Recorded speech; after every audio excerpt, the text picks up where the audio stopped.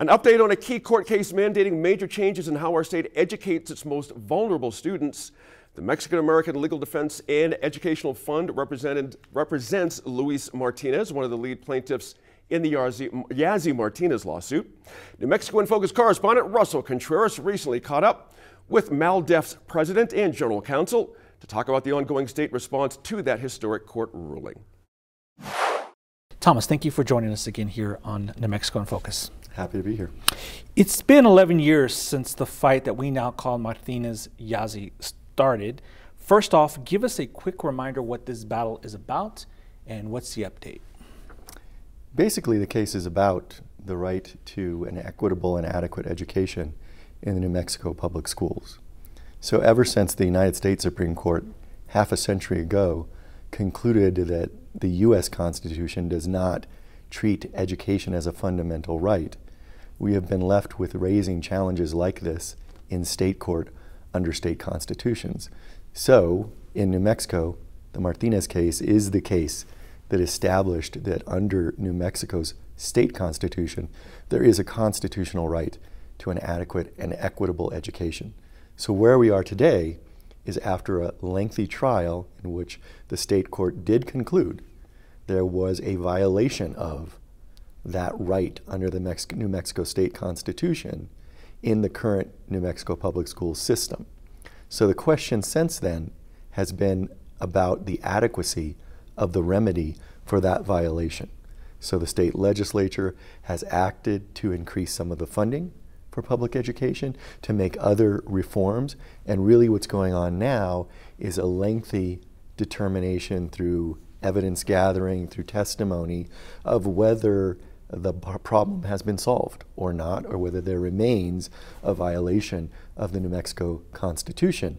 And the case was brought, as you know, on behalf of students who really were not receiving an equitable education in New Mexico public schools. And that includes those with special education, includes Latino students, it includes Native students.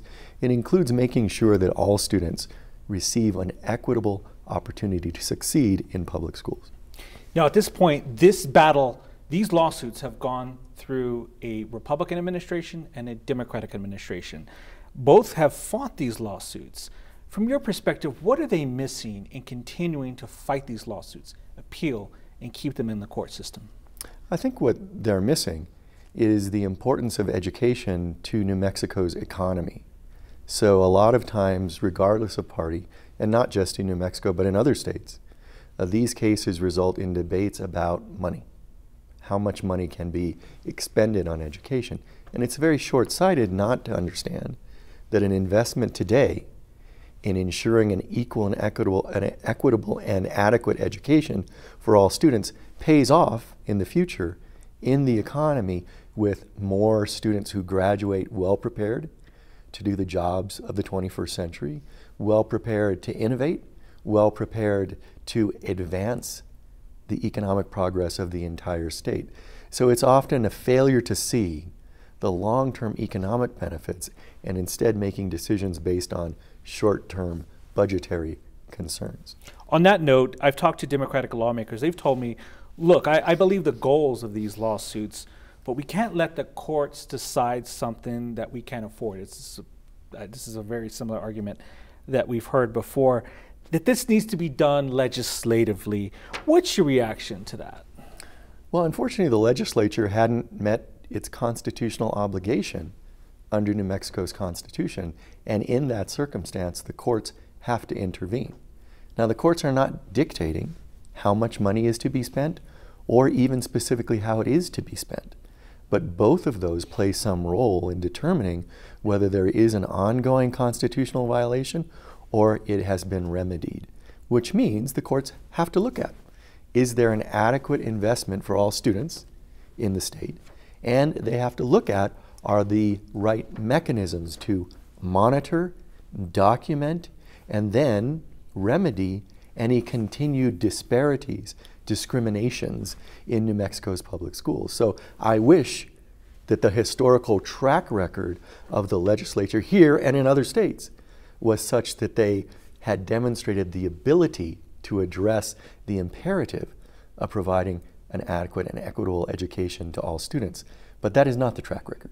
So courts have to intervene to ensure that the New Mexico Constitution, the voice of the people who ratified it, is reflected in an ongoing way in the education system. On that note, with the passage of the Constitutional Amendment number 1, freeing up more money for public education on top of other funding advancements and a massive oil and gas surplus we have in New Mexico, is there a lack of money? Is that argument against responding to the needs highlighted in this lawsuit? Because we have all this going on. One would assume that this could be easily solved. Well, what you're pointing out is it's always a matter of where to spend the money that's available. It's a matter of priority setting. Is education going to be the top priority? These recently enacted measures are certainly an indication of progress that the voters of New Mexico believe that education should be if not the top priority. But the debate about economic constraints is always about where the money that's available should be allocated. Should it be allocated to schools, or should it be allocated elsewhere in terms of the many government functions?